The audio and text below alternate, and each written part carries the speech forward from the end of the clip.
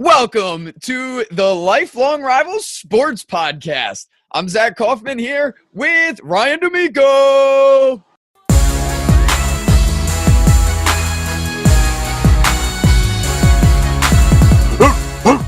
Underdogs are here, baby. The underdogs are here. Eagles get a big win, Zach. Nobody picked them to win. You didn't even pick them to win. The national media, nobody picked them to win. I tweeted out a photo. Everybody on the ESPN pregame show picked the Falcons to win. I loved it. Eagles go in, take care of business. So, obviously, I'm fired up. Eagles got a home playoff game. Again, NFC Championship game this weekend. Zach, I tried getting tickets this morning at 10 o'clock. They sold out in less than a minute. Safe to say I didn't get any tickets. It was impossible. I don't know anyone that did. I'm still scratching and clawing, trying to win tickets or do something, but I ain't dropping $400 on a ticket to go to that game. But either way, what a great weekend of football. You and I, like we do every week, kind of discuss things before we, go on the record here. And we had some really good talks, and both of us agreed that every game, with the exception of that New England game, was fantastic. And the divisional round usually does give us those great, exciting matchups. Yeah, a lot of great moments here in this past weekend of football. I did have a friend, I saw him posted on Facebook. He does some kind of video for the Eagles, but he had two tickets for sale. I know he was selling them for $600 each. Pretty sure they're long gone there. Yeah. On that one. But yeah, that's the only ones I've seen available. I didn't look at anything else, but it's exciting times for those Philly fans here. Yeah, no, it really is. This city's a buzz, man. I mean, it really is. And, a lot of people thought, when Wentz went down, they didn't really have much of a shot. And here they are, one game away from going to the Super Bowl. So one home game away from going to the Super Bowl. So it's going to be interesting. And we're going to break that game down, obviously, and we'll break down the other three games. And then we'll look forward to championship weekend, close things out then like we always do. For the most part, I know we skipped it last week, but we have a final thoughts segment once again, which is a pretty funny one, I think, and something that everyone can relate to and everybody has an opinion on. So I guess Zach, I'll lead things off. A little something different this week. Zach and I are just going to kind of bounce back and forth. I'll take care of the NFC games. He'll take care of the AFC games. We'll start, obviously, with the games on Saturday, wrap things up with the games on Sunday. So first game, like we talked about a little bit, the Eagles take care of business at home against Atlanta. Look, like I said, I picked them to win. I thought they would win. I just like the fact that everyone was picking against them, and most of the times you see it when everyone – and I mean, I literally saw one person on the Eagles this week, one person, the national media, one person from the national media picked the Eagles. So – I just like that aspect. Plus, I thought they matched up really well. I mean, I did. Everyone looks at the quarterback positions as, everything. Whoever has the better quarterback matchup is going to win the game. Obviously, that hasn't been the case so far in the playoffs, where three of the final four quarterbacks still standing are, backups for the most part. But as far as the Atlanta-Philly game goes, really up and down to start. I mean, the Eagles come out firing on their first play of the game, Zach. They take a deep shot to Torrey Smith. Pass interference call. The ball gets stuck up in that wind. They get the ball. Second play of the game, it's, 1st and 10 at the Atlanta 30-yard line. Next play, Ajayi rips off an 8-yard run, but he fumbles. And then you're thinking to yourself as an Eagles fan, I know I was, here we go. It's always something. It's always something. Atlanta goes down the field, kicks a field goal. They're up 3-0 to start. Folds in this game really kind of in the first half, in the first, handful of drives, really kind of sputtered. Couldn't really get much going. Missed some receivers. I remember in particular a play. It was a third down pass to Dre Burton. He tried getting him on a corner route. He was wide open. He just sailed it. So really a tough time trying to get into rhythm there. And it was 3-0 and all the way through the first quarter. And then in the second quarter, Eagles get a nice drive together. They do. They get a nice little drive together, a 14-play, 86-yard drive. eats up almost 7 minutes of the clock, Zach. And a lot of weird things then in turn happened to cap off this drive. On third down, it's a handoff to Corey Clement, who fumbles it. Nick Foles has the wherewithal to see the ball, pick it up, lunge in, and extend for the goal line, and the call on the field is a touchdown. And you're thinking to yourself, man, what a great play. That's fantastic. What great heads up. They really dodge a bullet there. It's a scoring play, so it's obviously reviewed. He's marked down at the half-yard line. So now it's 4th and goal at the half-yard line. And a big decision, the first big decision of the game for anyone, really, for Doug Peterson. He decides to go for it, as he has a lot this year. The Eagles led the league in, most attempts going for it on 4th down and have been successful for the most part. They run an outside zone run to a little stretch play to LeGarrette Blount, and he gets a couple great blocks, one from Brandon Brooks, the right guard, and another one from Trey Burton, a guy we've talked about a couple times on this show, Zach, a guy you really like. He gets a really big cut block on the edge that lets Blount go in pretty easily, and the Eagles go up 6-3. They miss the extra point. Jake Elliott misses the extra point, which I know me and a couple of my buddies thought that was going to be a big point that was going to loom large in the aspect of the game. So they're only up 6-3. Trade a couple punts here and there. Next drive, Atlanta goes 3 and out. You're thinking, all right, great. Defense is humming. Let's get the offense back out there. They just scored. Atlanta punts. And the punt is waved off by Kenyon Barner, which at the time I was kind of bummed. Then you kind of think about it, and it's like, well, the win was really crazy. That's got to be really difficult, Zach, to field those punts. Someone that has done that before. I know a lot of people are on the fence of that. Do you have a problem with him letting that go? Should he have attempted to catch it in the wind, or what's your thought process there as you're trying to field that punt? I don't have a problem with him letting it go. It was a tough one to handle because it was such a short punt. It got caught up in the wind there. Didn't go as far as you'd expect a normal punt. So he waved it off. I think he needed to communicate better to some of those other guys that were around the play that it ended up bouncing off of. They had no idea the ball was there. And that's something, like, audio-wise, we don't know that whether he was or wasn't communicating. But it's something couldn't hear, didn't know at all. The other guys didn't seem to know at all, or have any idea the ball was around them. And that led to an early turnover, which reminded me of last week with Atlanta against the Rams. They got a couple turnovers on special teams that helped lead them to that win. Yeah, and all of Atlanta's points in this game were off of turnovers. I mean, 10 points in this game, all of them off of turnovers. I mean, when they could not sustain a drive the length of the field against this Eagles defense all night until the last drive of the game, which we'll get to here in a couple minutes. But they, in turn, get the ball at the 18-yard line. They start the drive in the end zone. Second play of that drive, Matt Ryan takes a shot into the end zone at Mohamed Sanu, and it's a bang-bang play. Rodney McLeod, it's a kind of a low pass. Sanu kind of has to go down a little low to get it. Rodney McLeod, the safety for the Eagles, comes over and makes a pretty nice hit to kind of separate Sanu from the ball. Bang-bang play. It's clear, though.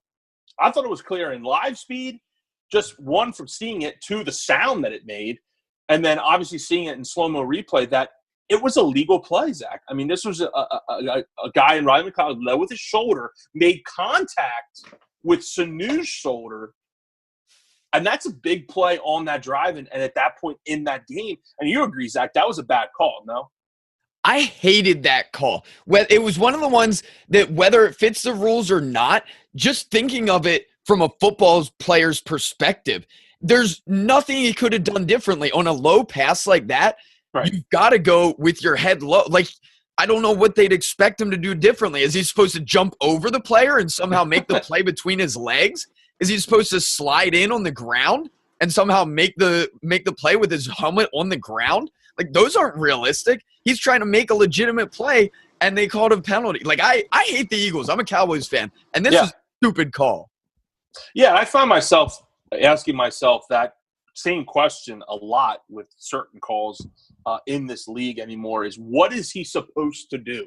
And I think that's the question that these refs need to ask themselves. It's like, I mean, I know you want to protect these players, but at what cost? I mean, really, at what cost? A big call in that game, if that play is incomplete and there's no penalty like there should have been, it's going to be 3rd and long for Atlanta at about the 18-yard line still.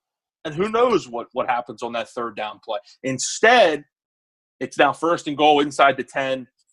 And then 3 plays later, Matt Ryan completes a 6-yard pass to Devontae Freeman on a nice individual effort by Matt Ryan to kind of make his move through the pocket, escape from Derek Barnett, kind of throw a jump pass almost to Devontae Freeman, who was all alone in the end zone because Malcolm Jenkins left his man, who was Freeman, to step up and try to eliminate Ryan, who he thought was going to run for it at that time. And Atlanta goes up 10-6 at that point, and you're thinking to yourself, and that was with a little under 6 minutes to go in the half, you're thinking to yourself, all right, at least I was as an Eagles fan, let's try to get something before the half here, try to get some momentum going into the half. That way, you know, we feel a little better about ourselves because Atlanta got the ball to start the 3rd quarter. So, you know, you didn't want to go into the locker room down 10-6. They kind of traded punts after that. Now, one quick, real quick thing for that Sure. score. Sure. Number one, Matt Ryan did make an incredible play there off the spin, little jump pass to Devonta Freeman. But one time on the possession where the Falcons punted it, Julio Jones made an incredible play to knock the ball away from a defensive back that was going to intercept it for sure. And again, on this drive when they scored a couple plays before, same thing. Matt Ryan threw it almost to a defensive back, and Julio Jones made an incredible play to knock the ball away from the defender. So 2 times early on, Matt Ryan nearly threw an interception, including this one that eventually turned into a touchdown later in that drive. Yeah, both of whom the defender both times was Jalen Mills, 31 for the Eagles, who was on Julio for a good majority of that game. Eagles don't have a cornerback that just shadows the best receiver. It's kind of a committee thing they got going on there. But Mills was on Jones for the majority of that game. And you're right, Jones made a couple big-time plays to kind of bail Matt Ryan out. But like I said, after that, teams kind of exchanged punts. Atlanta has a chance with under 2 minutes to go in this half to really kind of, you know, get some points out of the drive. And, I mean, they have 1st and 10 right around midfield, around the 45-yard line in Philadelphia. And Fletcher Cox, who had a great game in this game, I mean, had a sack, 2 or 3 tackles for losses, was constantly in the backfield causing havoc. He really earned his money in this game. He gets a big sack of Matt Ryan, and in turn, a couple plays later, they force a punt. And then the Eagles have the ball with only, if I remember correctly, I believe there was only under a minute to go. Yeah, definitely. Easily under a minute to go in the first half. I think it was maybe 48 seconds, something like that. And, you know, they were obviously going to try their best to get into field goal range. And probably the play of the game, I in my opinion, outside of obviously the last, you know, play on 4th down that we'll talk about. But at that point, easily the play of the game. Foles is pressured from his right side and gets kind of hit low as he delivers the ball. And I think that in turn causes it to sail a little bit over the middle. And safety Keanu Neal,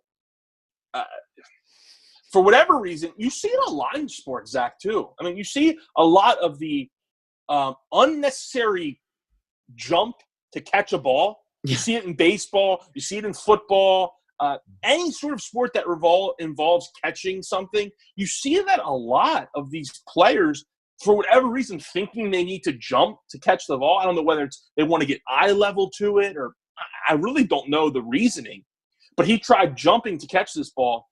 It bounces off of his knee, ricochets about 10 yards back into the waiting hands of Torrey Smith, who, look, Torrey Smith, Zach, in this town this year has kind of caught some flack for dropping some balls, not being the deep threat or not being the receiver that a lot of people expected him to be coming into this year.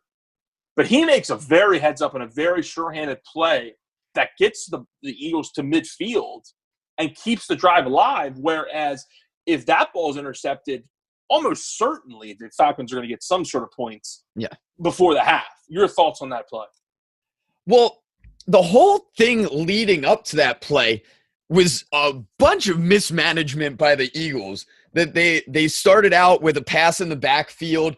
They didn't take a timeout. They wasted a lot of time. Then they went to run the play, got a false start, had to use a timeout, so they didn't have a 10-second runoff. And then they had that play with a clear interception there for the Falcons, and he just knees it, skies it into the air for Torrey Smith to grab. Just such a weird play, but a fun one to watch, where it's just like you see the pass sail. I'm sure it's disappointing for the Eagles. You're seeing it going right towards the Falcons player, and it turns into a big play for the Eagles and led. Eventually, they got to 50 on this play. They called a timeout and eventually led them to scoring here. And it turned out positive for them, even though it did not look like it was going that way at all. No, it didn't. And I don't know if you remember, Zach, but if you can think back, and I don't know if you remember this play happening, but obviously as an Eagles fan, I do. You have to think all the way back to week 2. Okay, Eagles are in Kansas City against the Chiefs. Right before halftime, okay, Carson Wentz delivers a ball downfield along the sideline at about the 40-yard line, probably at Kansas City. It's almost the same concept where a receiver and this time though, a receiver and DB kind of collide, and the ball is popped up into the air and drops right into Zach Ertz's hands, and he takes it all the way down to, I think, like the 10-yard line. Doesn't quite score, but takes all the way down to the 10-yard line, and a big kind of fluky play happened there. Same kind of thing here. I thought of that instantly and thought, like, wow, this is the second time the Eagles have been a beneficiary of a weird bounce. And when that kind of thing, those kind of things happen, you start thinking to yourself, like, all right, does this kind of stuff happen for a reason? Like, obviously don't want to get ahead of yourself, but it's hard to not think that way. And like Zach said, a couple plays later, Foles completes a big out route to Alshon Jeffrey, who steps out of bounds with 1 second left. A lot of people thought the time should have ran out. I was one of them at the time, thought, wow, they kept a second on the clock. I thought that the clock was going to go to 0, because you see that go, and I've seen that go either way a lot of times. I've seen the clock stop short. You saw it in the New England game before the half as well. You saw it in the Eagles game, and I've seen the clock run out in that time. Mm-hmm. They kept a second on the clock. You bring Jake Elliott out, who, like I said, had missed an extra point on the Eagles' first touchdown, only touchdown of the game, and he bangs a 53-yard field goal. What an interesting year Jake Elliott has had. He makes the 61-yarder against the Giants in week 3. Kind of been a hero ever since. I can't remember, Zach, a kicker who, outside of 50 yards, he's money. I mean, this dude's money. Extra points, 35-yard field goals, 38-yard field goals. He struggles. It's so odd. It's really odd. So, like, when he comes out to kick a 50-yard field goal, I'm good. He comes out to kick a 30-yard field goal, I'm like, God, please make this. Oh, my God, please make this. It's really odd.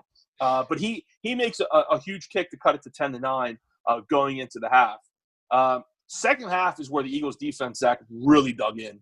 I mean, really, really dug in, and where Nick Foles kind of got into a rhythm, and credit Doug Peterson for kind of adapting his play calling, adapting a little bit more to what Nick Foles was having success with, particularly in the first half. And he went with that wholeheartedly in the second half, incorporating a lot more RPO, run pass option, something we've heard a ton about over the last year. So that seems to really be taking off. People like using that term in college, now in the NFL, run pass option, where it's not a zone read. Like a lot of people think it's a zone read. It's not. It's not a run pass option for the quarterback to run. It's a run pass option, as in it's going to either be a run play or a pass play. Whether it's the quarterback is reading, most cases, a linebacker.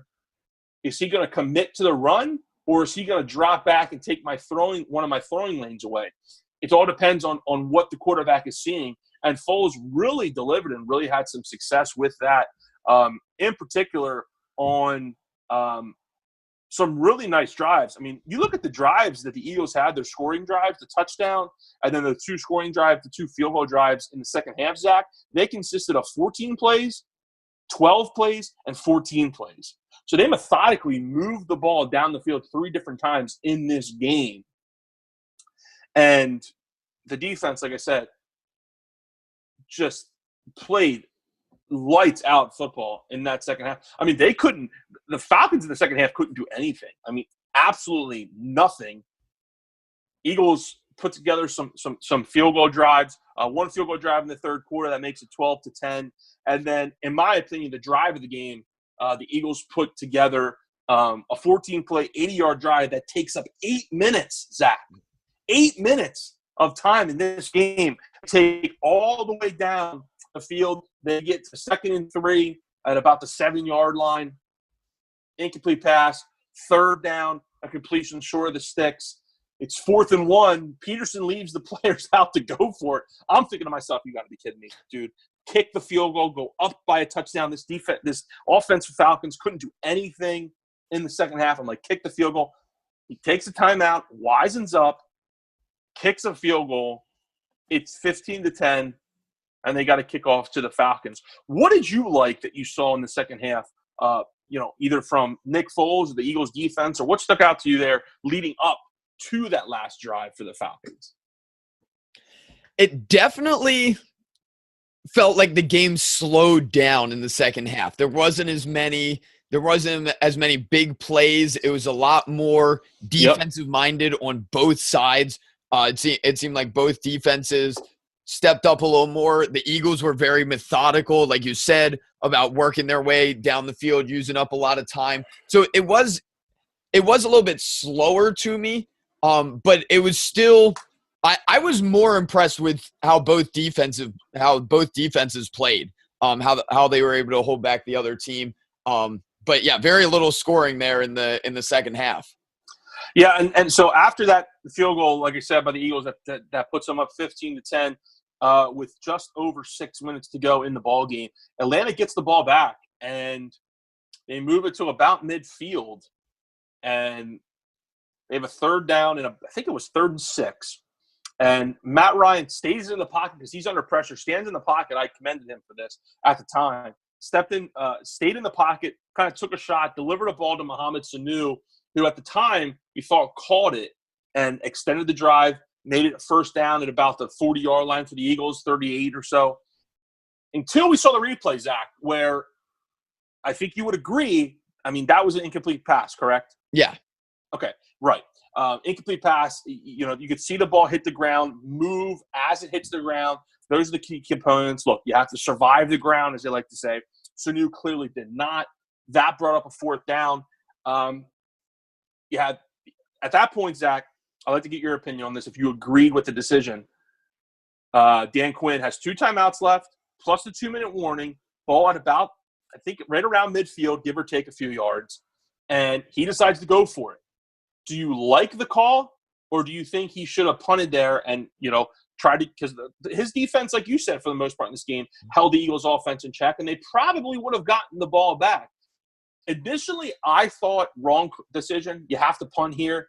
But then I thought about it. I'm like, okay, well, if they don't go for it, if the defense holds them to a field goal, it's still a 1-possession game at that point, which I think is what he was thinking. Would you agree with that? Or? That's exactly what I was thinking too. Because but like you said, with how well Atlanta's defense was playing, how much they were holding the Eagles down from getting in the end zone at all, they were well set up to make a stop. And if for some reason if they had not gotten that 4th down conversion and the Eagles did get it, I feel very confident. Number one, the Eagles being late in the game probably would have continued being a little more conservative. Number two, the Falcons defense playing well, I think holds them back, and they're not able to score it all. And that would lead to a field goal, which makes it an 8-point game there. Still leaves the Falcons a chance to tie it and send it into overtime there at the end. So Dan Quinn kind of sides with us and decides to roll the dice and go for it. And they complete it to their man, their big play guy, Julio Jones, makes a big reception. He kind of runs kind of a deep crossing route, so to speak. Malcolm Jenkins was on him one-on-one, played bump and run coverage, and it wasn't even close. Julio beat him off the line so quickly, and the play was pretty much over at that point. Ryan steps in, delivers a pretty good ball to Julio, and the drive continues. And I'm thinking to myself, Christ almighty, you got to be kidding me. This is you just start to – I mean, I don't know if it's just this is how all sports fans are, or if it's just me because I'm an Eagles fan and they've let me down so many times, but, like, the doubts just start creeping in my head, like, come on. Don't do this to me. Come on. And then a few plays later, they get it inside the 10-yard line, a couple completions by Matt Ryan, a nice run by Tevin Coleman, who Tevin Coleman had a nice game in this game, Zach. I'm surprised they didn't kind of incorporate him more. 10 carries, 79 yards. I thought they should have got the ball to him way more than they did. He only had one reception, and he only had 10 carries. I thought they did a disservice. Steve Sarkisian did a disservice by not getting him the ball enough. He had a nice run to get him down inside the 10-yard line, and that's where kind of things really took off. First and goal, and this is where a lot of people, Zach, and we'll kind of go through a play-by-play and get your opinion on the play calls, because a lot of people thought Sarkisian's play calls on first, second, third, and fourth down were bad, were terrible. A lot of people thought that. So let's go through it. First and goal at the 9. They have Julio split out alone to the left. They run kind of that basic fade back shoulder kind of play where Ryan gives him a chance, kind of a high throw. Darby makes a nice play contesting it, incomplete. Look, I think the fade route's the most overrated play in football. It works 1 out of 20 times. I mean, really. I mean, think about it. It doesn't work a lot. I'm not a fan of it unless you're using Gronk or Calvin Johnson, people that really have a mismatch. And while Julio's a great receiver, he's not your prototypical jump ball receiver, like fade receiver. He's really not. What were your thoughts on that first play call? Regardless, that first one, I don't mind. It's first down. I'm perfectly fine taking a chance like that. Try and put it in the end zone. Try and put it at a spot where the defense can't make a play so that you still have more those other chances left. So that first one, I was perfectly fine, even though it didn't work out. It was a little bit overthrown there. Still a good play call in my mind. I would agree for the most part. Like I said, I don't like the fade route, but taking a shot to the end zone with your best player, I'm not gonna knock you for it. Second down play call, I thought was the worst play call on the drive. Like at one point, and I even laughed because I heard it. Because it's fun during the game. I usually am like talking to myself or talking to a friend I'm watching the game with, or just not listening. Very often not a lot do I hear the commentators. I heard Al Michaels, after that play was over, immediately go, "What the heck was that?" And like that's how I viewed that play. Like it was basically a shovel pass that wasn't there to begin with. Like it just wasn't there to Teron Ward, who not sure why he's in the game, over Coleman and Freeman at that point. But that's neither here nor there. He kind of runs about 2 yards downfield, quickly turns around. Ryan pitches it underhand to him.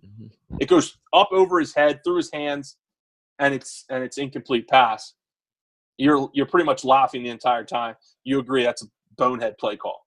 It was what I had to see the replay to understand what just happened. It was just like it was not at all what I was looking for to happen. It was just like a weird quick play that even if it worked, it was like there was a lot of clutter in there. Yeah. Even if it worked, I don't know really what he would have done there. It was a whole bunch of bodies in the middle. Like it was just very. He catches that ball, he's tapping right away. Yeah.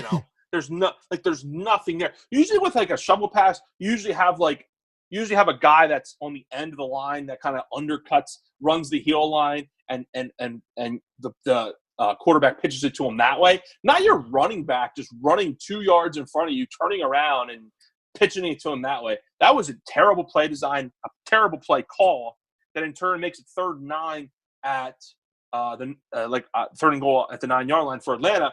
Third down. And on that last one too, a lot of times when you see with a shovel pass that the quarterback will take a normal drop, they'll look for a receiver and then dump that little shovel pass, where this was just a real quick, right into that weird underhand throw, just immediately. They just Right. Way too excited, way too premature on everything. It was just that was such a weird play to me. It was that was you're right. It was terrible. It really was bad. So then it's in turn it's after 2 complete passes. It's 3rd and goal. They have Julio in the slot this time on the left. He runs a simple inside slant that gets the ball down to the 2-yard line. I think we can read. I'm fine with that. I mean, you want to get some yards there. If you're not going to get a touchdown, you need at least to get some yards there. You can't have 4th and goal from the 9. At that point, you're on the 2-yard line. You give the defense. You make the defense now on 4th down think, okay, there's a possibility it could be a run or a pass. I mean, it's like a 2-point conversion. So obviously, you're fine with that play call, right? I was fine with. I was curious how you'd feel because I know sometimes you're very frustrated that a player doesn't know where the end zone is, that they're not already looking. The ball was thrown low. I mean, he didn't really have a chance to catch and run. Matt Ryan threw a low ball. He had to go down and get it. Yeah, so that was the only thing that would have made that a better play if he could have got it with a chance to fight through a tackle or fight through 2 tackles and extend the ball over the goal line. Didn't even have a shot to do that, but did get him to the 2-yard line to bring up 4th down. And on 4th down, Zach, Atlanta, look, as an Eagles fan, I was ecstatic. Atlanta runs, and I've said this to you, I'm pretty sure. I've said this to I knew you'd hate people. This one. If I've said many times, if I was an offensive coordinator and I called plays in the NFL, hell, if I called plays for a high school team, a college team, hell, junior high, this play is not in my playbook. I hate the rollout. I hate it. You're cutting off half the field. You are making the defense's job that much easier. So Matt Ryan, by the way, not only is it a rollout, but you pretty much tip your hand before the play when you send out your fullback out left, who, by the way, that fullback's deaf. I'm not sure if you're aware of that. Yeah. They alluded to it on the broadcast. I had known that already. Their fullback Coleman is legally deaf. So the chances he's getting the ball, probably pretty slim to none. So you can eliminate that half of the field, basically. And Malcolm Jenkins and a couple guys before the play started, they said they knew what was coming. Matt Ryan rolls out to the right. Julio Jones falls down out of his break, has a hard time then getting back up, finally does get back up. Matt Ryan buys some time, just kind of throws up a prayer to give Julio a shot. It goes through his hands. Mm-hmm. He's not going to come down in bounds, though. Both feet land out of bounds, and that's it. That was 4th down. That was the game. They had to score there, and the Eagles prevail on a goal line stand. 4 straight stops inside the 10-yard line. And I thought, look, kudos to the Eagles for getting those stops, but I really thought the play calling inside the 10-yard line was just terrible. What are your thoughts on the goal line stand as a whole and your thought on that 4th down play call? The entire time there inside the 10-yard line was very suspect when it came to the play calling. I think on a rollout, that's almost your best case scenario of just kind of tossing it up to your best player, hope he makes a play. It did go through his hands. He had a decent chance at it, although, like you mentioned, it would have been very difficult to get his feet down in bounds after making that play, even if he did. So right. They still, even on a questionable play call, like you said, how it eliminates one side of the field, I also not a big fan of that at that level for any kind of rollout, especially in that situation. But it did kind of get the result they were looking for. Gave a chance to their best player, just wasn't able to quite come down with it for that game-winning score. And that has been and had been. And it's funny that that's the way the season ends, with them not being able to convert inside the red zone, with them not being able to get the ball to Julio Jones. Because we talked about it last week in our previews. And I mentioned I thought red zone defense was going to be – a red zone offense, for that matter, for the Falcons was going to be huge because they had struggled with it all year and they couldn't get the ball to Julio inside the red zone for whatever reason. I mean, for whatever reason, Matt Ryan and this Falcons offense just couldn't get it to Julio Jones, and they couldn't get it to him when it mattered. And the Eagles prevail, and Lane Johnson puts the dog mask on the field, and so does Chris Long, and they really took this underdog thing to heart. I mean, they were the first number 1 seed in history since the new format to be underdogs in the divisional round of the playoffs, and they clearly took it personally. They were talking about it after the game that they really used it as motivation, and now they host the NFC Championship game, Zach, to where there's gonna be a lot of energy. There's going to be a lot of dog masks in that stadium. I heard that the site that Lane Johnson and Chris Long got the mask off of, which was Amazon, they sold out that night. They in turn got more in, and now we're in the process of selling out again. So things are going to be weird at the Link on Sunday evening. But tip of the hat to the Eagles for winning. I was fired up, obviously, and I'm looking forward to watching the championship game on Sunday. So with that, anything else you wanted to add on this game, Zach? I feel like we covered it really well there. You hit on all the points I had that really stood out. So it was still a fun game to watch, even though there were only those 2 touchdowns there in the first half. And then we just got field goals from that point, Eagles field goals from that point on. Yeah, tip of the hat, like I said, to the Eagles defense, shutting out Atlanta in the second half. Big job by them. So Eagles move on. They move on to the NFC Championship game. The late game that night, Zach, was New England hosting Tennessee. Why don't you tell us what happened in that game? So New England, Tennessee was unfortunately the least exciting, least watchable of these games here. It started out the opposite, though, with Tennessee coming down, getting a touchdown in the first quarter to go up 7-0. That's something I know I said last week that could be a possibility with the Patriots coming off a bye. They've had some struggles on their defense throughout this season. So, and a fantastic drive, first of all, 93-yard drive to get that score. And then fantastic touchdown by rookie Corey Davis to make that one-handed catch there as he's going into the end zone, put them up 7-0. So the Patriots' next touchdown, this is something that fascinated me because there was, in the Pittsburgh game, there's another play that was very comparable that went the other direction. But James White's touchdown pass or touchdown reception here, it counts as a reception, even though it reminded me more of a jump ball in basketball, where Tom Brady, he didn't hang on to the ball. He didn't really do anything. He just kind of tapped it forward immediately to White, who took it almost like a handoff around the edge and into the end zone, where that counts as a touchdown pass. But then in the Steelers game, we have Ben Roethlisberger runs the ball across the line, turns and actually throws a pass behind him to Le'Veon Bell, who runs for a score. And that doesn't count as a pass play, even though he actually threw a pass. So just two interesting things that kind of stood out to me between those two. Did you have any thoughts on those two scores at all? No, it's definitely interesting, and that's kind of something we've seen. The Patriots have really incorporated that play in their offense this year. I remember in Week 1 against that Thursday night game against the Chiefs, they actually scored on that play with Brandon Cooks, and the same kind of thing where Brady just gets it, taps it to the guy coming in motion, and Brandon Cooks scored. Same kind of thing here.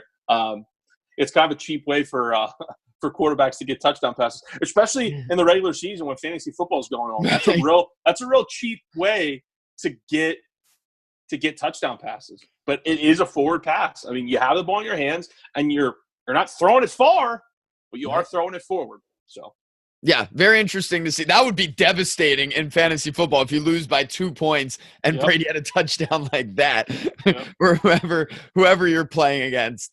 But that was the start of the Patriots kind of displaying that they are fully weaponized right now. They had a lot of guys get into the end zone here. A lot of guys put up some good stats for them, even on a day where Brandon Cooks, one of their top players, didn't really do much for him. So White gets the scoring started on that 5-yard touchdown pass. He scores a rushing touchdown a couple minutes later in that quarter.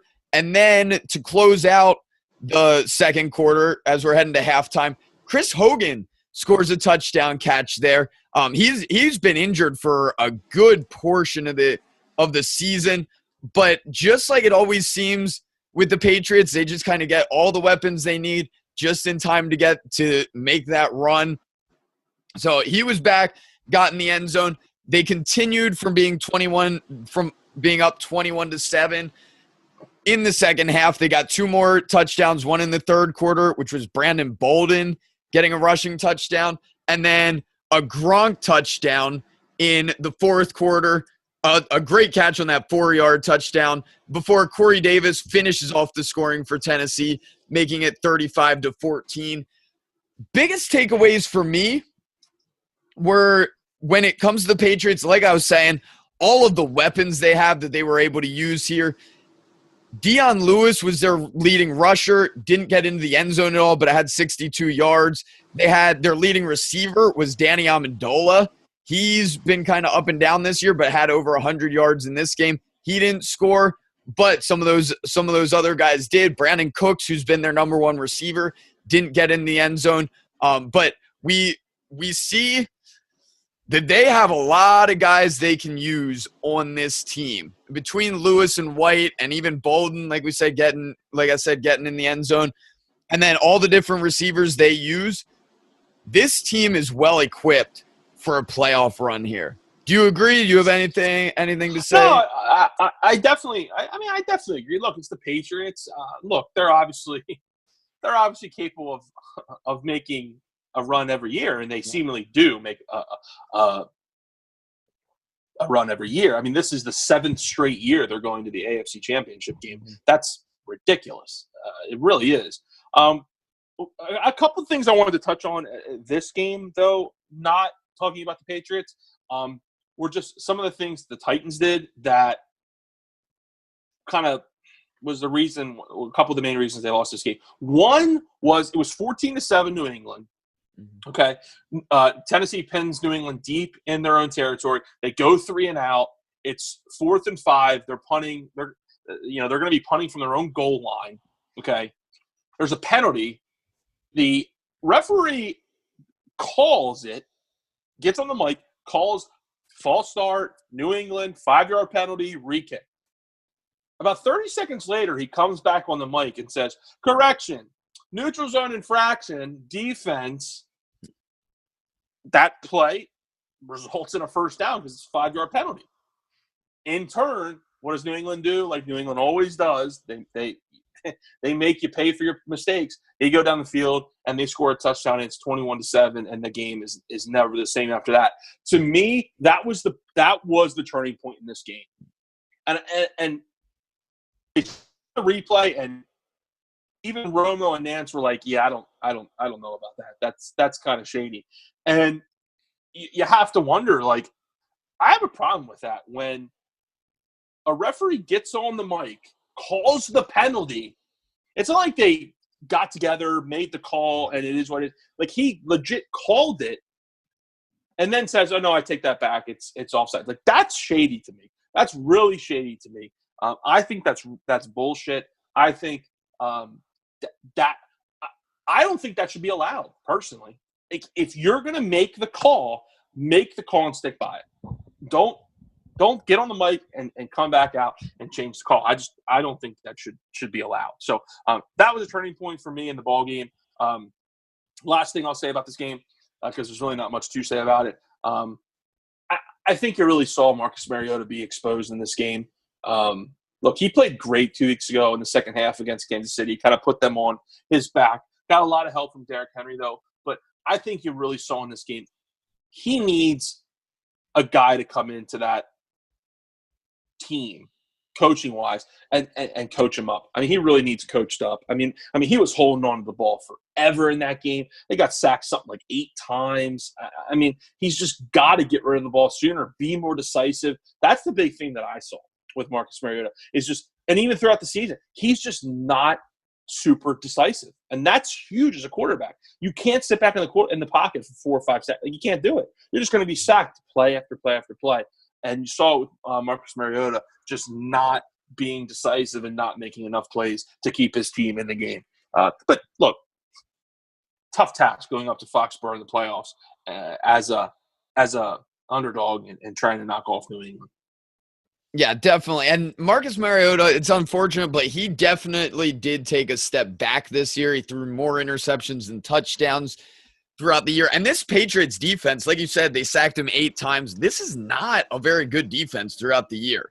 They've been kind of up and down. They've had some individual good games, but overall, they've given up a lot. Every time I've watched them throughout the season, they just seem very, very suspect. And it's a game that statistic-wise, he did solid, 254 yards, threw for 2 touchdowns. My bigger takeaway for them is Corey Davis. This guy scored two touchdowns. He's a high pick as a receiver this past year. They've got something in this kid. He's going to be around for a long time, and that's something good to build around. They will have a different coach next year. We're not sure who it might be yet. That might be something we discuss in the offseason. But it'll be interesting to see with some of these pieces, with Mariota, with Derrick Henry still being young at running back, with Corey Davis.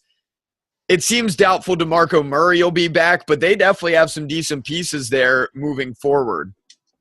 Yeah, for sure. No, Corey Davis, he battled injuries a lot this year, had a nagging hamstring for the majority of the year, actually. And now that he's healthy, you kind of saw what he could do. So, yeah, you're right. They need a new head coach, and they're going to be under a new regime here in 2018. So, anything else in that game? That's all I had. I didn't have a whole lot of thoughts. That was really the need game. To say much.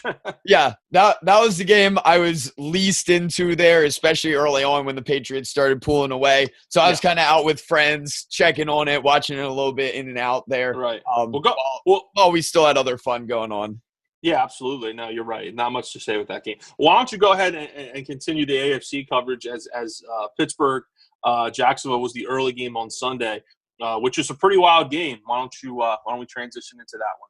Definitely a wild game. So I'll let it up to you if you have any thoughts early on. Unfortunately, I went to the gym to hit a lift there at the beginning of the game.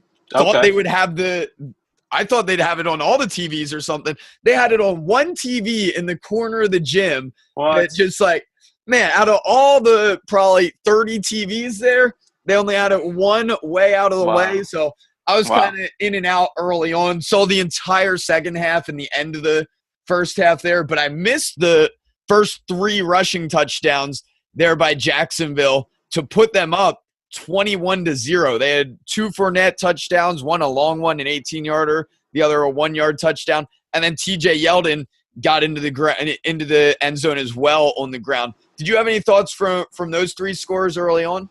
My biggest takeaway was how they started. First drive, right down the field.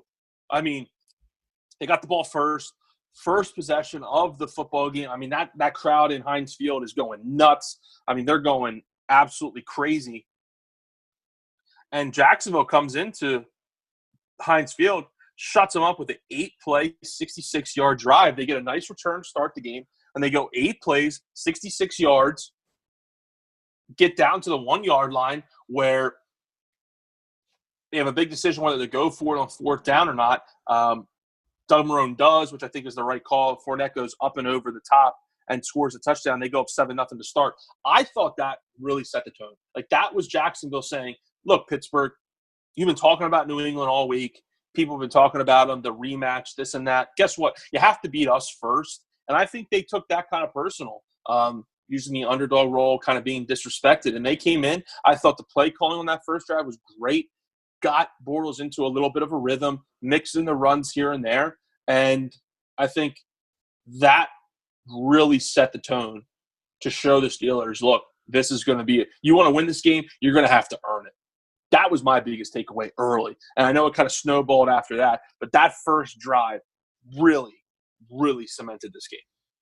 Yeah, Steelers came in with that as a 7-point favorite. And to see Jacksonville get up 21-0 and then 28-7 shortly after that's a huge lead for this young team to build on. So their next 2 scores, which I saw the fumble recovery touchdown. I missed the Antonio Brown touchdown there, but that was the Steelers' first score with Antonio Brown getting in the end zone from 23 yards out. And then Roethlisberger had a fumble late in the second quarter, which was picked up by Telvin Smith and returned for a touchdown for Jacksonville to make it 28-7. Any thoughts you have from those two scores? Yeah, look, obviously that fumble recovery was huge. I mean, was absolutely enormous. I mean, Pittsburgh has the ball in midfield. It's 21-7. They had just scored on their last drive to Antonio Brown. You know, as a viewer watching that game, you're thinking, all right, here they come. They've done it before this year. They've kind of made their mark coming from behind a lot this year in games to win. So here they come. You know, they're going to get it going on this drive and cut it and make it a one possession game. But Ngakoue comes in, strip sacks Ben Roethlisberger, and then Tevin Smith, who is actually the fastest linebacker in the NFL, speed wise, takes it to the house 50 yards, and they go up 28-7. And at that point, I know they scored late. Did Pittsburgh, and then they scored right out of the half. But at that point, that's where I really thought the game was over. Like after that, I know that Pittsburgh kind of, made a little bit of a run, but that's where I was just like, that's it. I don't see them. With that defense Jacksonville has, Zach, I just didn't see Pittsburgh. I know they have a great offense. I just didn't see them being able to come back.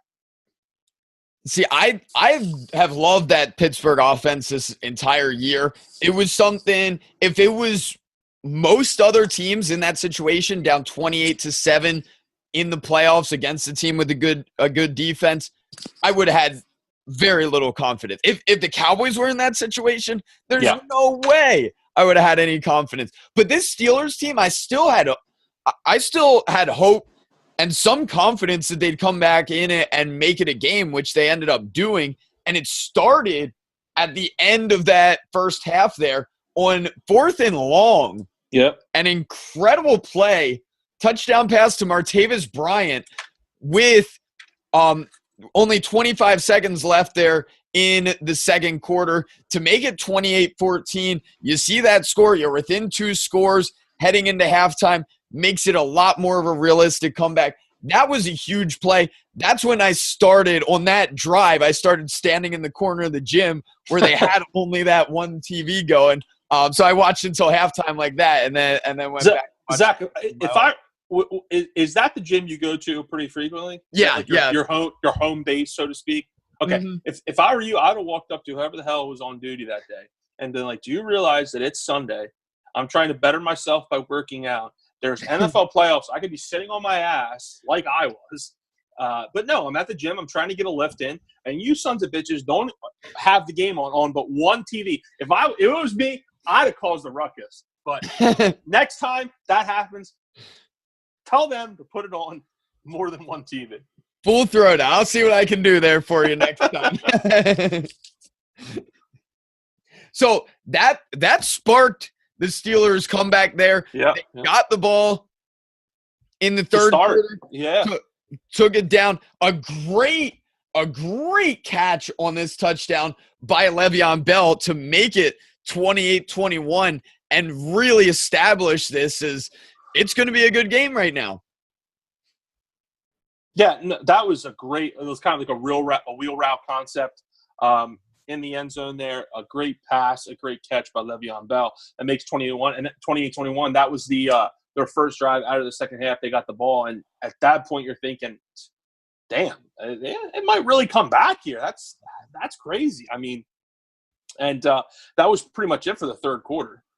Yeah, and that was the only score there in the third quarter. But Pittsburgh in the fourth quarter.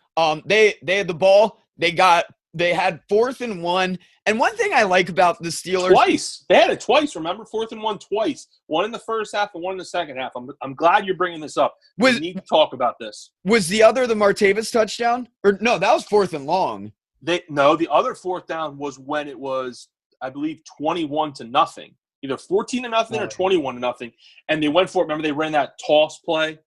Because that's when I wasn't seeing the game yet. So. Okay, so they had a 4th and 1 in the first half when it was 14 or 21-0, and I think it was 14-0 actually. And they're driving. They're in Jacksonville territory. It's 4th and 1, actually 4th and less than 1. And they run a toss to Le'Veon Bell that it just didn't have a chance. And, just another example of bad coaching and bad play calling. We talked about it in the Eagles-Falcons game. Talk about it again here. That was an awful play call. You have the biggest quarterback in the NFL. Just run a quarterback sneak. And you need a foot. Instead, you pitch it back 5 yards. I'll never understand that. And that, in turn, goes to what you're going to talk about here, another 4th down play.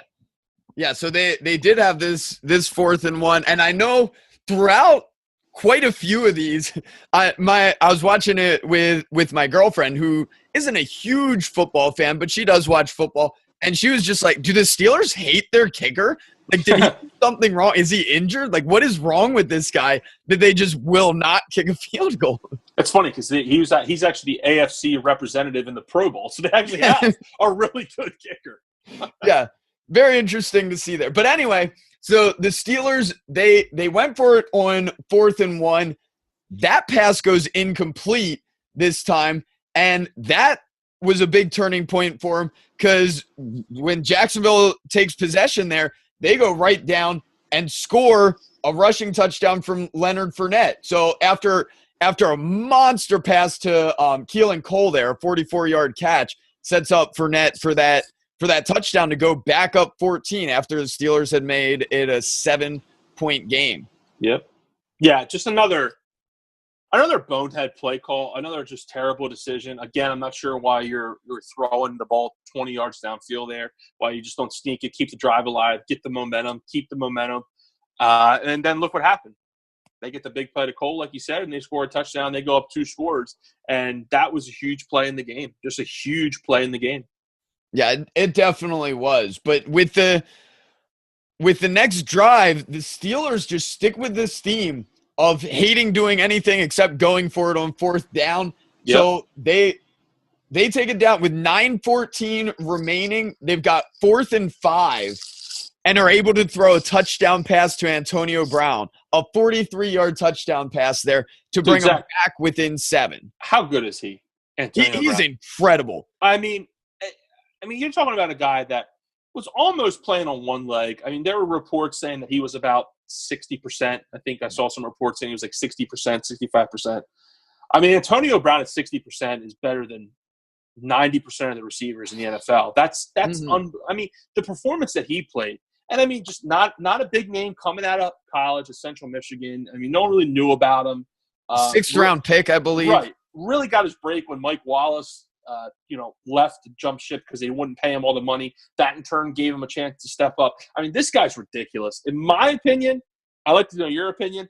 I think he's the best receiver in football. I don't have any question about it. Okay. I think he's sitting there at number 1 for sure.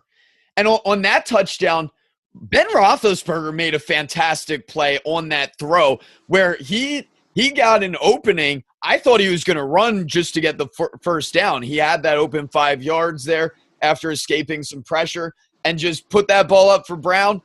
Got it in the end zone there from 43 yards out. Very, very impressive touchdown from both of those guys there. Talk about trust, too, by Ben, like you said, to not run, but to chuck it up on 4th down and have trust and faith in your big-time receiver, Antonio Brown, that he's going to come down and make a play for you. Yeah. And from that point, it almost seemed like the next possession, Jacksonville just felt fine being up by 7. Like they seemed like they got very conservative. They kept just feeding Leonard Fournette up the middle, and they stopped him twice in a row, came up to 3rd and 5, and that's where Jacksonville completed a 40-yard pass to running back TJ Yeldon there on 3rd down. Just a monster play at that point with only a 7-point lead, with it being a 3rd down, and not an easy 3rd down at that. So they were able to get there on that huge play. They got another 1st down pass after that to D.D. Westbrook on 3rd down. So 2 big 3rd down plays there. And that resulted in a Tommy Bohannon touchdown, a little used fullback there. This was one of my favorite moments of the weekend here, where I know I talked to you about it pre-show, but Bohannon clearly excited about that touchdown. They showed him after he scored, and he's just kind of like looking around. He's got all these teammates coming up and celebrating with him, but he keeps looking around, and finally you see him run over. He grabs the ball that's laying on the ground. He had apparently spiked it when he scored, and he was keeping that shit for sure. There's no way he was letting that go. So he ran over there. It was not leaving his hands from that point. I looked it up because he was a guy. He's their fullback. I didn't know much about him at all. Quite the efficient player. So throughout the season, including the playoffs, he touched the ball 12 times. In those 12 touches, he's scored 4 touchdowns. So Nice. when he does get a chance, he's very efficient. Now, just as a comparison, if Todd Gurley was that efficient, he would have scored 86 touchdowns this year. So fun fact right there. Step your game up, Todd Gurley. Damn. That is efficient, and that was obviously it goes without saying, a huge play in the game. Great play call. I mean, play action, fullback fakes the block, runs up the seam wide open, and a nice touch pass by Blake Bortles. Just a fantastic play call. That, all intents and purposes, kind of put the nail in the coffin for the Steelers. Yeah, that was a big score for him to go up by 14 once again. So the Steelers' next drive, one of the best plays on this drive, and it led to what ended up being a later score. Yeah, it was a score on this drive. My fault. I got a little thrown off there. But Roethlisberger on this play, he pulled off a fake pitch on a busted screen pass, just kind of a weird play there, and ended up running for the first down on this drive with them down by 14. They really needed it. It was a very heads-up play. It very much reminded me of some backyard football where you're just kind of like every play is a hook and ladder, try and pitch it to a friend, see if they can score, where he just kind of faked that pitch after. I can't think I've ever seen that before, of a completely busted screen pass that the defense was there. He didn't even throw it, took off running, faked the pitch, got the first down. Very, very nice play there. Shortly after, we had a very near Jalen Ramsey interception inside the final 3 minutes on that drive, which could have basically ended it at that point. Steelers keep on marching down, and that's where I brought it up with the Tom Brady touchdown. But that's where Ben Roethlisberger, if they had won this game, this would be one of the most talked about plays of the week for sure, but one of the most memorable plays of any playoffs. A fantastic heads-up play. He takes off running. He's a yard past the line of scrimmage, turns, throws it backwards to Le'Veon Bell, who runs it in from 8 yards out for the touchdown to once again make it a 7-point game, bring them within a touchdown there, 42-35. Yeah, fantastic play by Ben, and just a fantastic game by Ben. And it's a shame in sports, and it's just the way it is. I mean, it's really the way it is you don't remember the losers unless, like, your team is involved. But, I mean, as casual fans looking on, like, you don't remember the losers. I mean, do you remember who – you remember who lost the Super Bowl 5 years ago? No one really does. And no one's going to really remember this performance by Ben Roethlisberger because they lost. And it's a shame because he had a fantastic game outside of the early interception to Myles Jack. But other than that, man, I mean, really putting the Steelers on his shoulders, trying to come back because the defense let them down so much. And that pitch to Le'Veon Bell, like you talked about, the backwards pass, is just a prime example of him taking the game over, really, and giving his team a shot, drive after drive, saying, okay, here's another touchdown defense. Give me a stop. Come on. And they just couldn't do it. And that score was with 2 minutes and 18 seconds, brought them within a touchdown. This kickoff coming up was the play call I disagreed with the most in this. Absolutely. I hated it. I forget how many timeouts there were left, but over two minutes remaining, 2 timeouts. left for the Steelers. Like I said, the Jaguars had gone conservative. They continued to feed it up the middle to Leonard Fournette and then hit a couple big plays the previous drive. I felt like the Steelers were perfectly capable of stopping them here, but instead they try an onside kick. One of the worst onside kicks I've ever seen in my life. Just a miserable line drive, made it about 5 yards, hit a Steelers player. A weird call. They call it illegal touching, which doesn't sound like a football thing, but that just a weird play call. Set the Jaguars up very, very well, and led them to a field goal, even though the Steelers ended up holding them and stopping them. Yeah, I completely agree, Zach. I didn't understand the play call at all. You had 2 timeouts. You had the 2-minute warning. So, in turn, you basically have a full complement of timeout to try to get the ball back. Now, look, I know that the defense in this game did not play up to standards at all. I know you're thinking, well, even if they kick it deep, I'm sure Jacksonville probably gets a first down. You don't want to give their offense a chance to get a first down and end the game. But to kind of your point, what you said a few minutes ago, is how kind of conservative Jacksonville was playing at that point. And there's no doubt in my mind they come out and run the ball definitely 2 straight times on first and second down. And then depending on how many yards they got on those 2 plays, they're probably going to run it again on third down and make you use your last timeout. If it's 3rd and 1 or 3rd and 2, okay, maybe they throw it and take a chance to ice the game. But, if it's 3rd and 7, 8, 9, 10, they're definitely going to just run the ball again, make you use that last time out, rely on the defense, which is what has gotten them there.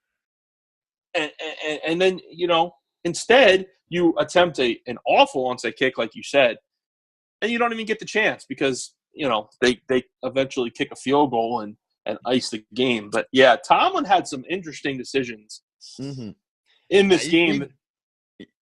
He definitely did. We talked about a lot of the fourth downs. The onside kick was easily the one I hated more than anything else.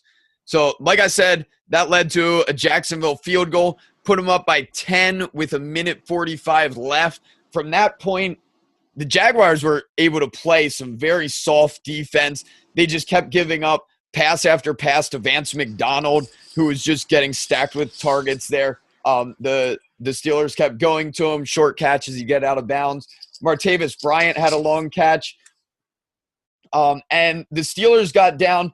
They scored another touchdown to make this, by score, the closest game of the weekend, even though it's not really how the game was. It really was that 10-point game. Steelers got Juju Smith-Schuster touchdown there with 1 second remaining. Wasn't going to give him an actual chance. They tried a squib kick. Jaguars they got the ball, immediately kneeled it, and that was the end of the game. It was an exciting game with the Steelers battling back. So this was my favorite point of the weekend at this point. My favorite game of the weekend at this point. Just the excitement, the high scoring, some of the exciting plays that we saw, especially the fourth down touchdowns to Martavis Bryant and Antonio Brown. Yep. So those were some great plays and some great moments there too. Yeah, it was. It was a great game, dude. Absolutely. Just back and forth. What stood out to me most, though, I think was, one, let's not forget that these 2 teams played in Week 5, and Jacksonville beat the brakes off of Pittsburgh then. Mm-hmm. In 2 games this season, Pittsburgh had given up 75 points to the Jacksonville Jaguars, a team that scored 10 points the week before. Like we talked about, that the commentators like to bring up a lot in that game. But that's what stood out to me, is that this Pittsburgh defense could not get off the field when they needed to, and Jacksonville, for whatever reason, this year just had Pittsburgh's number, just had their number, and Pittsburgh couldn't do anything. And tip of the hat to Jacksonville, they won a defensive struggle and a putrid offensive performance in the wild card round against the Bills, and they come out and win a shootout in this game. So they're proving they can kind of win any sort of way. So kudos to the Jaguars for moving on. And next week when they play the Patriots, this is similar of a setup to what they'd have to do to win. I think their key is keeping on the ground like they did early and getting up early too, where they don't have to come back from behind, which is when we've seen them really struggle when they have to rely exclusively on Blake Bortles. Yeah, Bortles and Bortles can't turn the ball over. Bortles has not turned the ball over. I'm not sure. I don't think he's turned the ball over at all in the playoffs yet. And in turn, they've won 2 games. And we talked about that as we went down the stretch of the regular season. If he doesn't turn the ball over, this is a pretty dangerous team. So that recipe has to hold serve going up to Foxborough for the AFC Championship game. If he doesn't turn the ball over, they'll have a chance. If he starts turning it over, it's going to get ugly.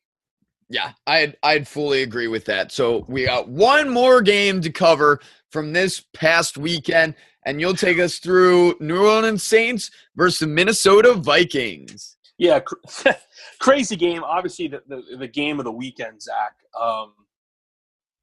Minnesota gets a 29-24 win at home in crazy fashion. I mean, I don't even know. It's funny when you're in these situations to try to describe these games. It's hard to come up with words to describe these games because they're almost indescribable, really. I mean, so many times when wild sporting events happen and I go on Twitter to tweet about it, it's hard for me to put into words what I'm thinking because it's so crazy. By now, if I'm sure you've seen what has happened. If you've been living under a rock for the past 48 hours, we'll tell you what happened.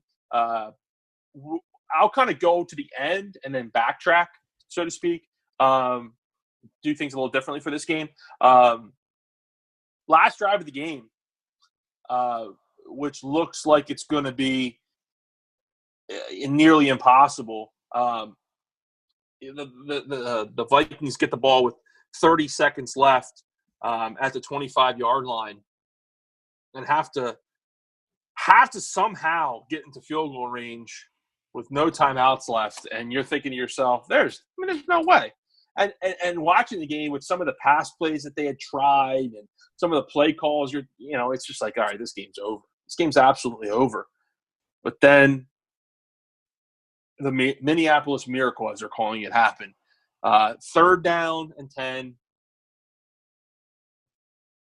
Case Keenum drops back, finds Stephon Diggs on the right sideline about 2 yards from going out of bounds, makes the catch. The defensive back, who is the last line of defense, I still, it's 2 days later, and I'm still not exactly sure what he did, what he was doing there.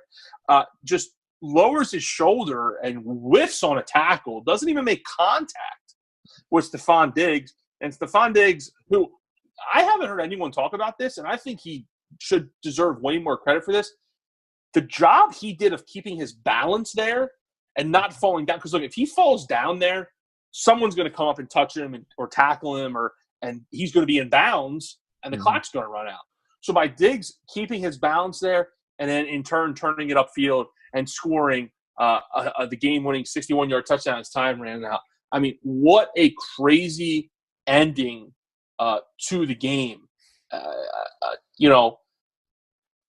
What were your thoughts when that happened? Kind of take us through what you were thinking, Zach, at that point when it happened, and take us through that play, kind of what you saw and what you were thinking. Because I was thinking, okay, he's got to get out of bounds. He's about 3 yards from getting out of bounds. It's going to be really difficult with that defensive back coming up.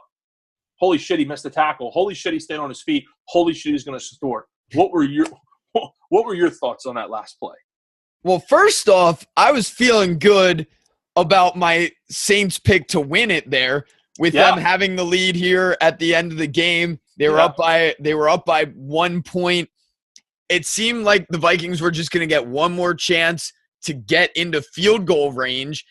And when he made that catch, even when I first saw the defender miss him, I still expected someone behind him. Right. And it almost looked like Stephon Diggs' first reaction was to look to run out of bounds like he should have, and then realize There's nobody else there.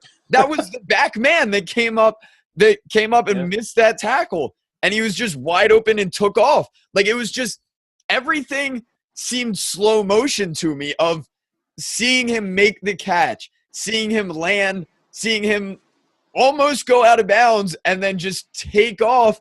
And there was nobody else around. There was nobody that was going to catch him. I think you make a great point too, Zach, and something I wanted to touch on that I forgot about was that there was no one else back there. That defensive call was awful. We saw a terrible play call in the Atlanta game from Steve Sarkisian. We saw an absolute terrible defensive call here.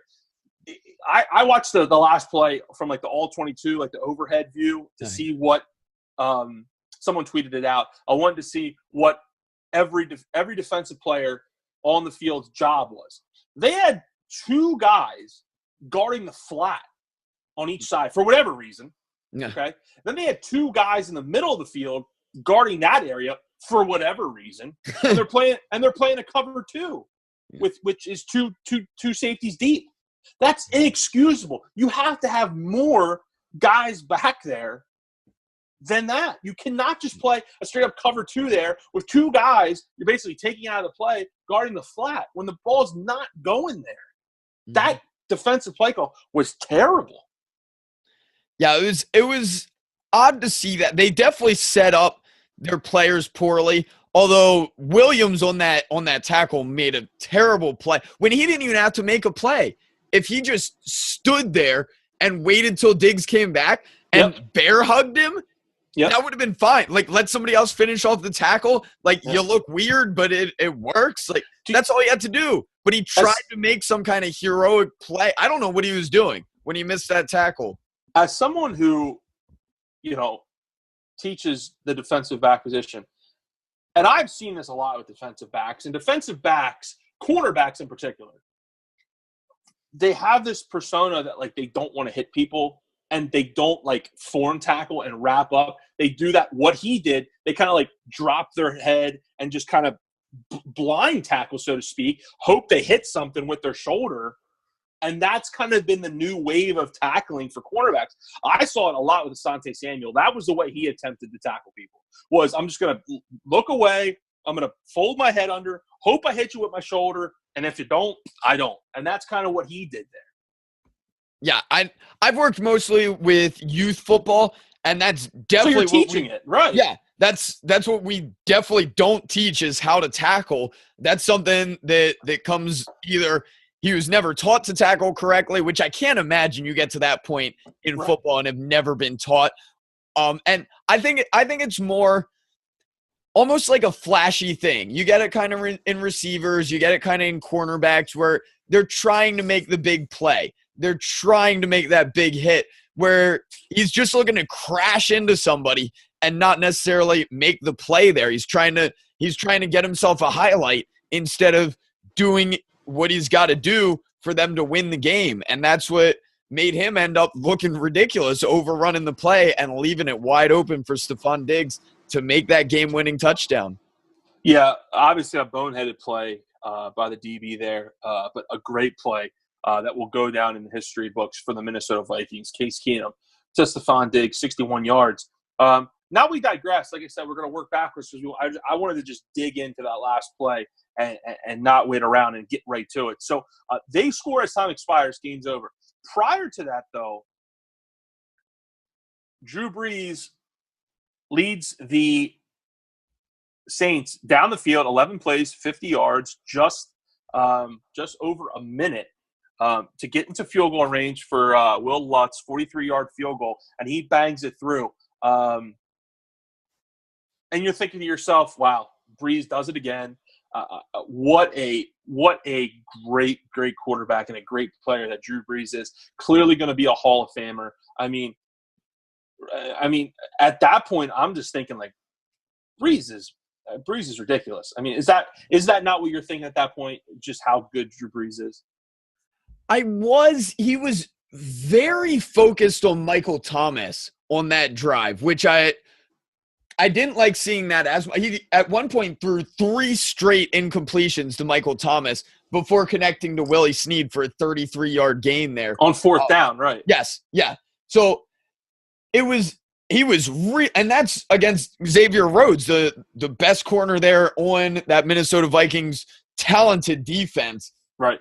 So tough matchup he was trying to exploit. I was a little bit suspicious of how many times he consistently did that, especially late in the game. I love seeing him go for his number one receiver, but he was doing that over and over and over again, and the Vikings were stopping it repeatedly. But when we come back to the Willie Snead play, that's what Breeze does better than almost anyone. He's able to hit those kind of little-known guys. Willie Snead, he's been a 2-time 1,000-yard receiver, has done almost nothing this season at all. But Drew Brees, we talked about it last week.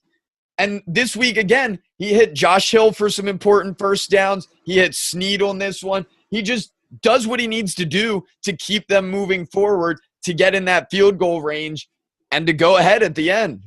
Yeah, that fourth down pass was money. Great job by Breeze. I mean, he worked through his progression, saw Snead. Not an easy pass, too. He kind of had a defender below Snead and a defender above Snead and just put it perfect throw in there. So, again, working backwards here, and then prior to that is when Minnesota took the lead, where we had all these lead changes in the final, 3 minutes or so. They take the lead. Keenan leans it down the field, and Kai Forbath, a guy that has been cut multiple times in this league, bangs through a 53-yard field goal. Before that, though, was just an amazing catch from Adam Thielen, where he's being held by Marshawn Lattimore. He's being interfered with by Marshawn Lattimore, falling backwards, makes a catch over his head. And, talk about a guy that, no one really knew about 2 years ago. Mm-hmm. And last year came onto the scene, and this year just took off and made it known that, look, I'm one of the better receivers, the NFC, not the NFL, and I'm going to be around for a little while. I know, by the way, I'm doing this with Case Keenum as my quarterback. So, that play was ridiculous. That was. He was quite dominant in the first half as well, and then had that great moment there. The announcers mentioned it at one point too, where he's an undrafted free agent, and the guy on the Vikings that's not playing much at all because of that, Laquan Treadwell, a first-round pick, that Thielen's more than overcome on his way to this incredible season he's had this year. I believe he's in the Pro Bowl too. I'm almost positive he made the Pro Bowl as well. Every time I've watched this team, I come away very impressed with Adam Thielen. Yeah, you have to. And like I said, that that was the drive where Minnesota takes the lead after blowing a lead, after blowing a 17-0 lead. The score before that was when Drew Brees connected with Alvin Kamara on a nice wheel route, on a very nice catch that brought the Saints all the way back, made it 21-20 Saints. And at that point, you're thinking, wow, like I remember at halftime thinking this game's done. I mean, really, it had that feel because the Saints couldn't get anything going. Drew Brees couldn't do anything, had a couple turnovers. That defense was flying around, making plays, really suffocating, hard to hear inside that stadium. So, you're thinking to yourself, there's no way they can come back. Here, Drew Brees just puts the team on his back in the third quarter, connecting with Michael Thomas to make it 17-7. Michael Thomas again to make it 17-14. And then, like I said, Alvin Kamara to make it 21-20. They finally go ahead. What do you take? Let me ask you this. What do you take more from this game?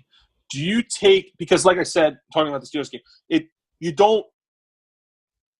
don't remember the plays and the players and the all that kind of stuff 5 years later, like you do, like people aren't going to remember this game for the miracle.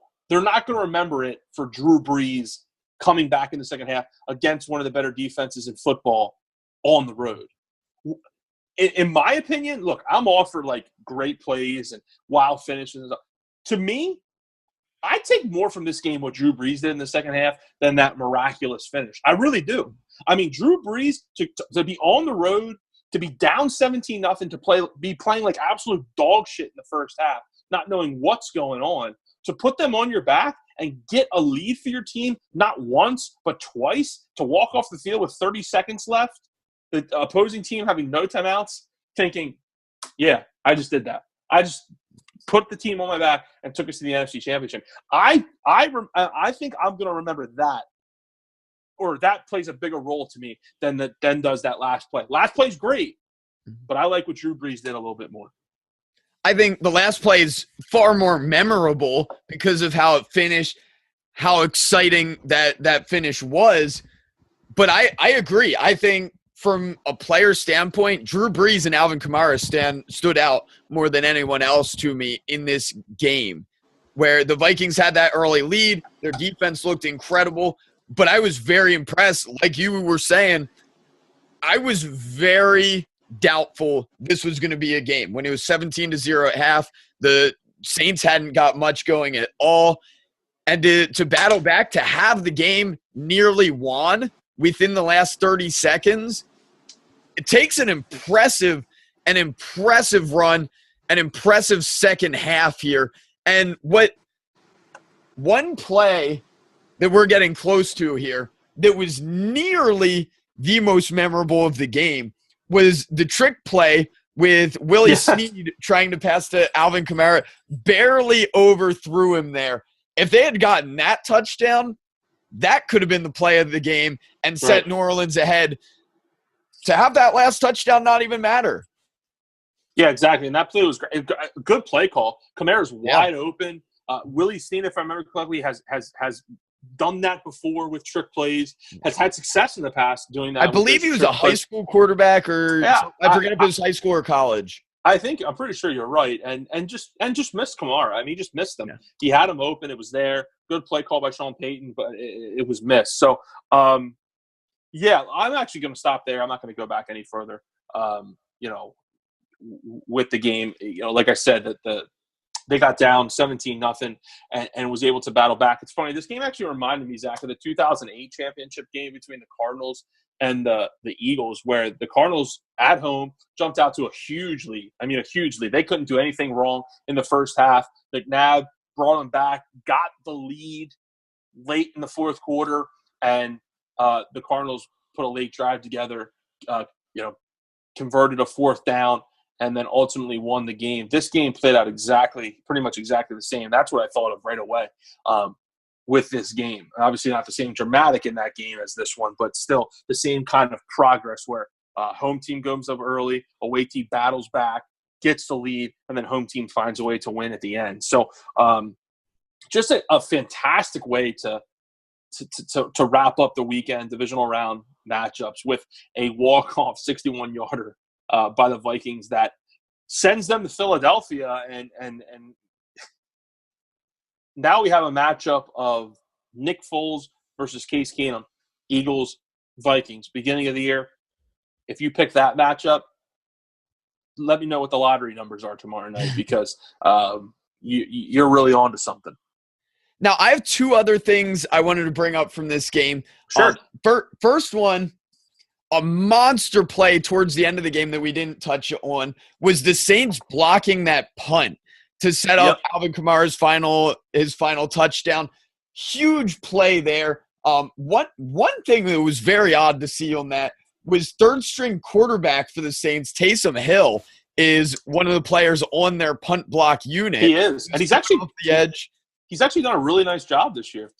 Yeah, I did not know that until I saw number 7 dive in there, because originally they thought he was the one that blocked it. It was another one of the guys in the middle instead. Yep. But that was a monster play that I did want to bring up there, helping New Orleans come back. And the other thing actually two things at the end of the game that stood out. First off, I have not been able to figure out who this was, but there's a player for the Vikings that it must be a practice squad player or injured player that when Diggs makes that catch, and runs for the touchdown. He is running alongside of him. He is the first guy in there for the celebration. That guy, secondary MVP for sure. I love that energy right there of him just sprinting down the sideline and coming to celebrate with his teammates there. That was fun to see. And then the ridiculousness of the extra point at the end of the game.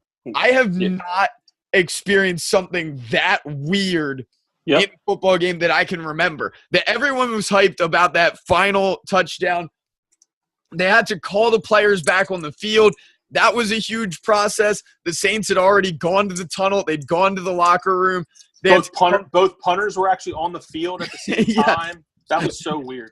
Yeah, they had to bring players back. It made for one of my favorite moments when Case Keenum was in for that extra point because they ended up just having him kneel it down after a whole mess of all kinds of nonsense happening there as they tried to get it put together. But a cool moment from him was when he started that overhead clap going, and you could see all of the fans behind him doing the exact same thing to the exact same rhythm. It was like a concert. Like that was awesome to just see that and to like feel that energy of the whole stadium there in Minnesota being that excited, celebrating together, just that like rhythmic hand clapping over their head that was awesome. It was a fun ending for me. Yeah, they do that skull clap. That's what they call it, the skull clap, where they do it synchronized in the stadium. That was a cool moment. Definitely was a cool moment.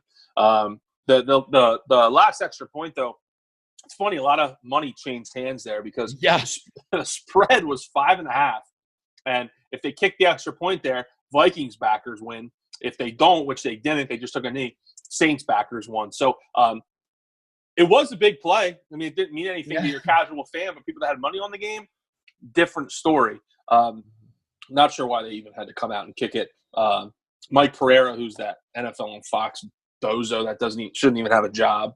But anyway, he said that the reason that they do that is for playoff seedings during the regular season because if it gets to the point where like points for is a tiebreaker, those points matter. But it's a playoffs; it doesn't matter. That's thrown out the window. You shouldn't have to do that. So it definitely was an interesting ending to the game for sure.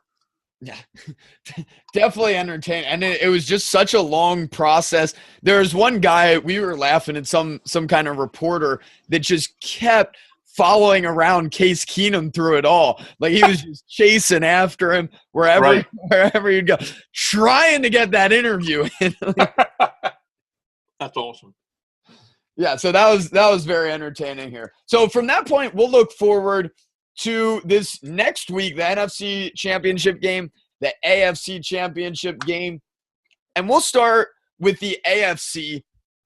Jacksonville traveling to New England, another cold location there for this Jacksonville team. We saw them just handle it well with the Steelers in that monster win to get them to this point. This game, I expect the Patriots to handle it. I came away impressed with them against the Titans. I know it was the Titans who snuck into the playoffs. They've been very up and down this year. But I still think this New England team has a great roster, fantastic coach, great management there. They're all set to go. They're extremely healthy at this point. They've got Gronk, who's had his injuries in the past. Hogan's back, scored a touchdown this past week. They're ready to go.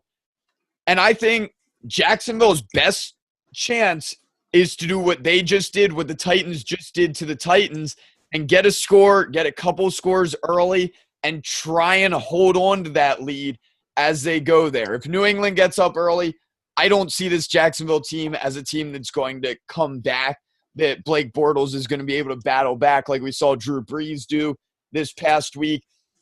So it'll be interesting to see. I'll definitely still watch it, but this is on the low end of excitement for me.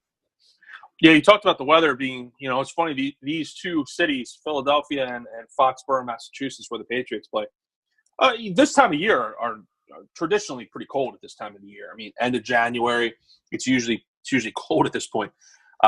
in Foxborough, especially in Foxborough on Sunday, the high is 45 degrees and the low is 31. So I mean, it's going to be a pretty comfortable. It's going to be a pretty comfortable for the most part, especially for this time of year day. Same pretty much weather in Philly when we talk about that game. So keep that in mind. Weather should not be really an issue. It's not going to be too terribly cold in either one of these cities. As far as the game goes,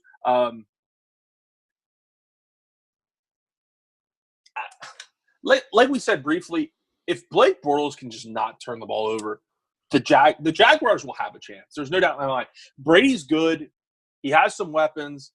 But I think the defense for Jacksonville matches up pretty good, with this offense. I do. I mean, that defensive line with Calais Campbell and those guys up front needs to get pressure on Brady, because as we've seen in years past, the games that Brady struggles and the games that Brady ultimately loses are the games where he's pressured.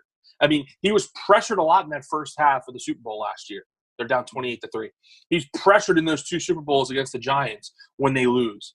I mean, when you get pressure on him, he's not the same quarterback. I know that's easier said than done, but this defense, I feel like, with the speed and with the aggressive nature, the fact that they can leave their cornerbacks on islands and dial up some pressure, some exotic blitzes, I think is a big, big step in trying to get a win. And then obviously the run game with Fournette needs to continue to keep going and needs to keep churning out and keeping that Patriots offense in turn off the field. If Jacksonville wins this game, I think you're going to look at the box score and you're going to see that they led in time of possession and you're going to see that they won the turnover battle. If those two things don't happen, I just don't believe they can win this game. They need to win the turnover battle and they need to win the time of possession. They win those two things, they'll have a chance to win this game. But I think it's just going to be I just think it's going to be a little too difficult for them. Look, I'd love for them to win. And then the Eagles knowing that, look, we don't have to face the almighty Bill Belichick, Tom Brady Patriots. If we win, we face Jacksonville. We face Blake Bortles, for God's sakes. I think that would be a great mindset for the Eagles and for Eagles fans to have going in at 6:40 on Sunday. But I think it's going to be a little too much. I definitely like the Patriots in this game, Zach. I don't like picking against Patriots. I'm sorry. I just don't like doing it. I mean, Belichick and Brady, it's just a narrative for me. You just don't pick against them. And look, the line in this game's 9 points. Vegas is giving Jacksonville no respect whatsoever. I mean, they're almost double-digit underdogs after doing what they just did to Pittsburgh a week ago. So this, to me, I like New England definitely to win straight up. I just think Brady and the defense has definitely come a long way from the beginning of the season. They've definitely made some strides. And I think they'll, I don't think Blake Bortles is going to be able to beat them. And I think in this game in New England, Blake Bortles is going to have to make some plays, and I just don't know if he has it in him. You like New England in this game? 100%. I definitely like New England there. And during the regular season, just a comparison, when the Jaguars blew the Steelers out, they came back the next week and lost to the Rams by 10 there. So that might be something that Vegas is looking at, that it's tough to do that, come off a monster win, a big upset against a team like the Steelers, to do it twice in a row.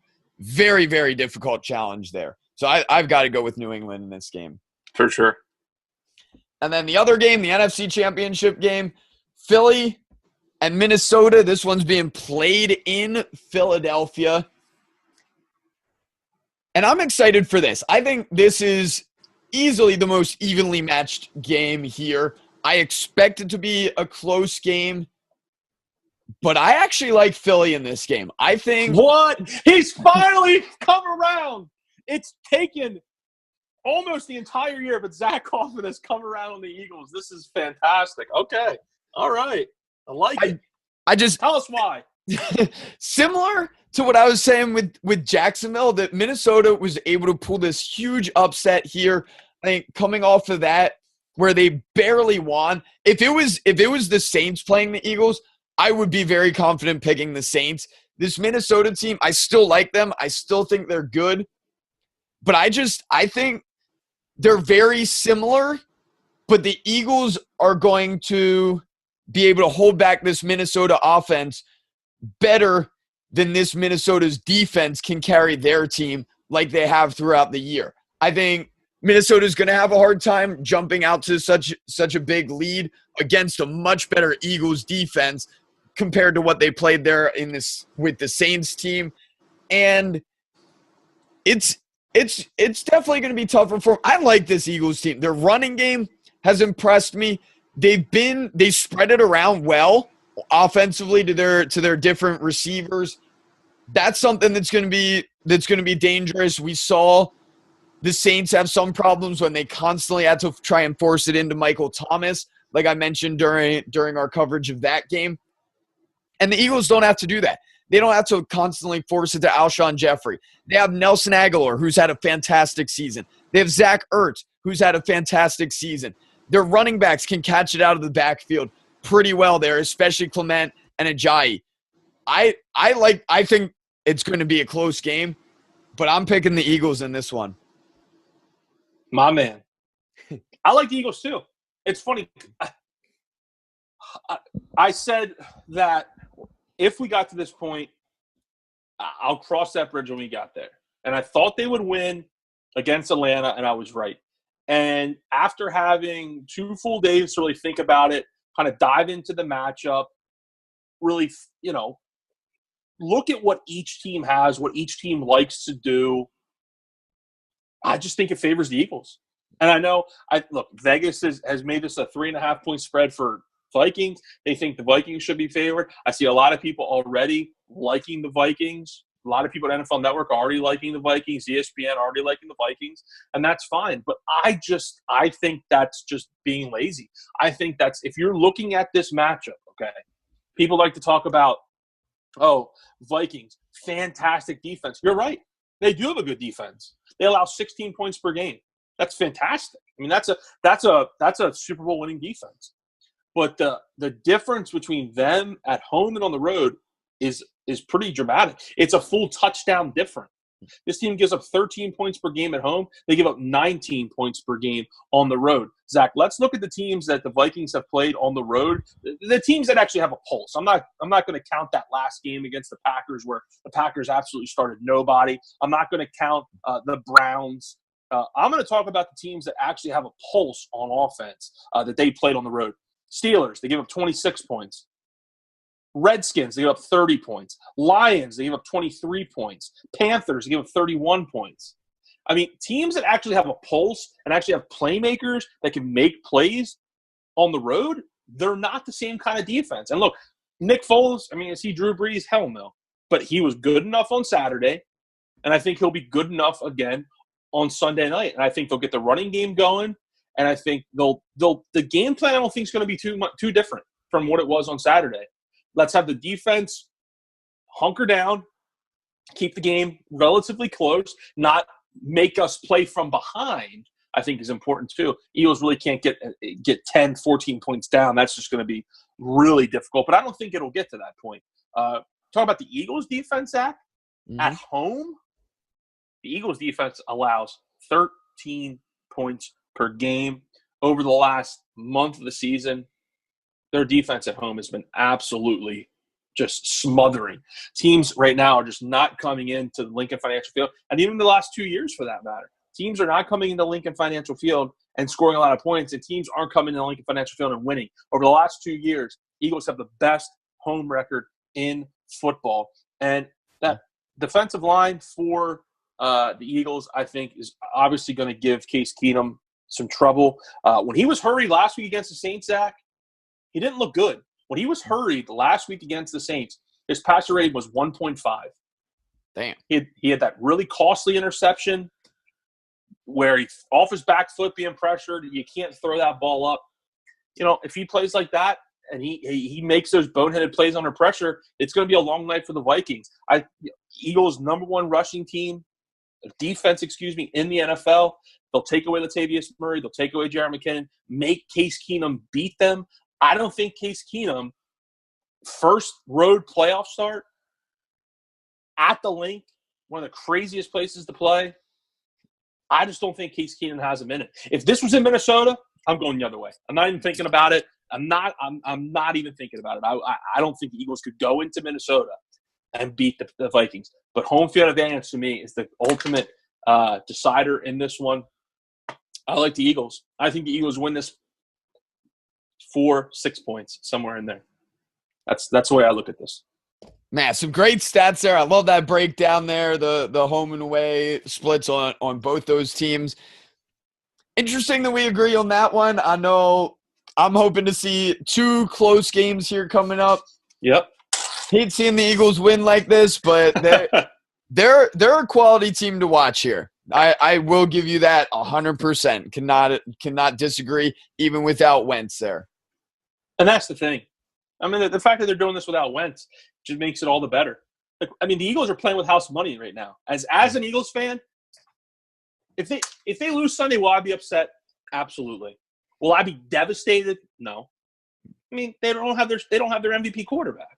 So anything that happens going forward is just icing on the cake. Yeah, it's been a great season for them. So we'll finish out with our final thoughts. Final thought. This NFL playoff season is one of the few times for me that I actually watch live TV and have to deal with commercials. And there are a couple of commercials that I just cannot stand. There's a couple of different categories. Number one is commercials that they show 1 billion times per game that I have seen over and over and over and over and over again, and I never want to see again in my entire life. And then there's other commercials that they might even fall into that same category, but also are stupid. They're so dumb. They're so bad. They're not funny. They're annoying. I have two main ones that stand out. Give it to us. One is annoying because the whole concept pisses me off and is stupid and it shows it way too much. The other is annoying because the freaking song that I hear 1 billion times every single time. Every Sunday, every Saturday these playoffs are on. So first one is the Verizon one with the curtain. Yep. I never want to see that one again. I never want to hear that guy's voice. I don't want to see his face ever again. When they're like trying to raise the curtain or whatever they're doing, they're talking about that JD Power Award, whatever. I don't even know if that's a real award. I don't give a fuck. But they go through that whole thing of like, oh, it's Verizon. I can see the V. It's not Verizon. No, it's Verizon. Blah, blah, blah. I don't care. Stop. I've seen it over and over and over and over again. I never want to see it again in my life. It's terrible. It's ridiculous. Absolutely. Man. Dude, you're so right. You're so right on that one. That one is really annoying. What's your other one?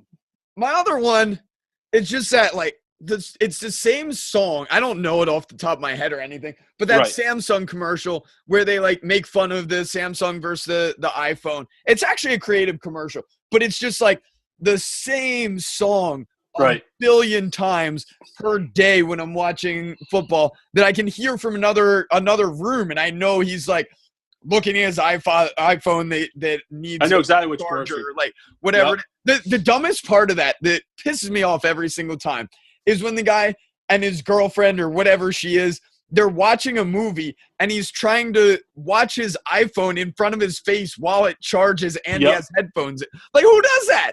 It's not even realistic. It's so dumb. It's like the commercial. It's like he like writes on his thing like, "Look what I got." Like, it's that one. Yeah. That one. I've seen way too much. It's funny like that. I find like that's the. It's funny. One of my good friends, Jeff. We've talked about this before, and it's funny. The same kind of concept comes up, and I'll give you one or two of mine that annoy me. The same.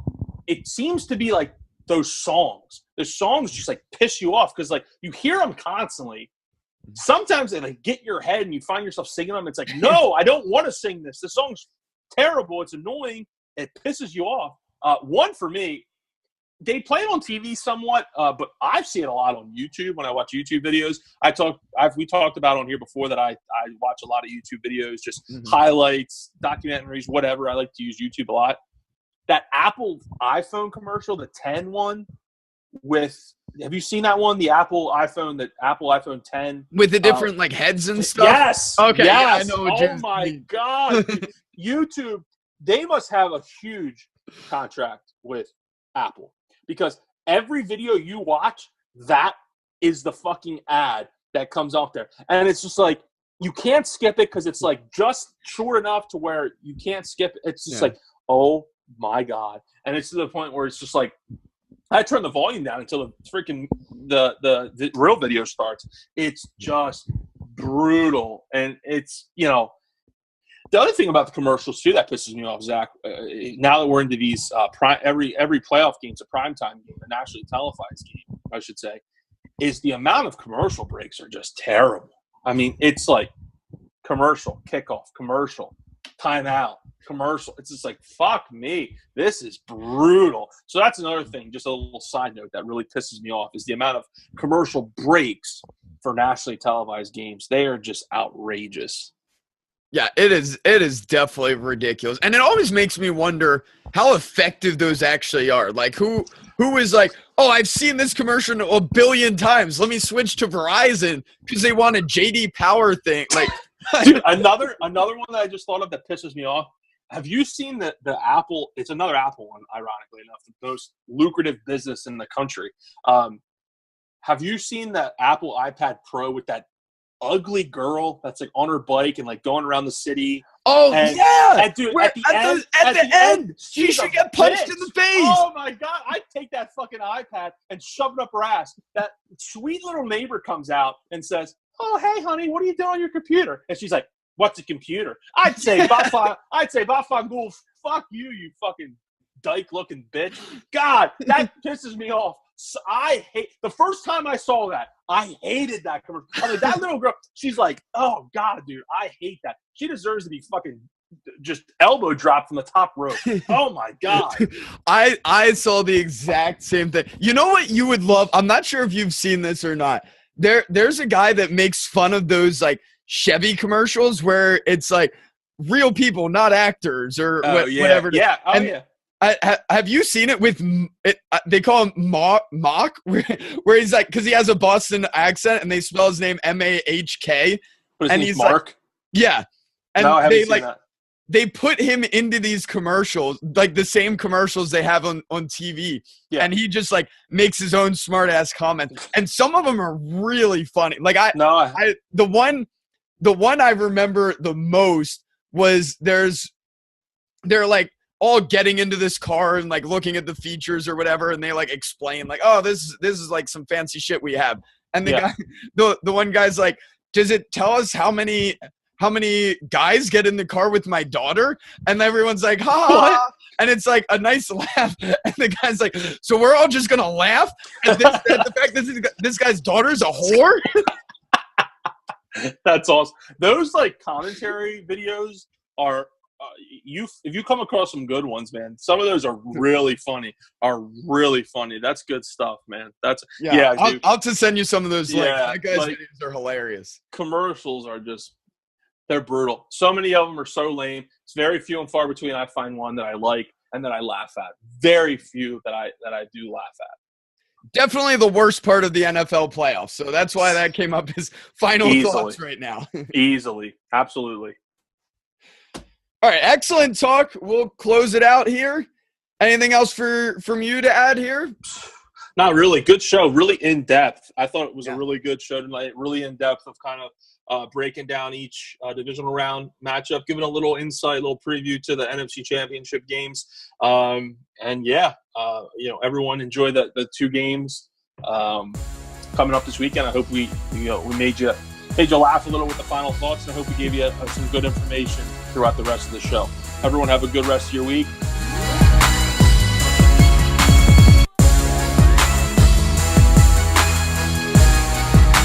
Thank you so much for listening to the Lifelong Rivals Sports Podcast. We really appreciate it. We've changed some things up based on some of the feedback we've received, so we'd love to continue hearing your feedback. As we continue to build this platform with our podcast, it's very helpful to us if you can share it with the people you know that you think would be interested. We'd really appreciate it. Thank you so much, and have a great week.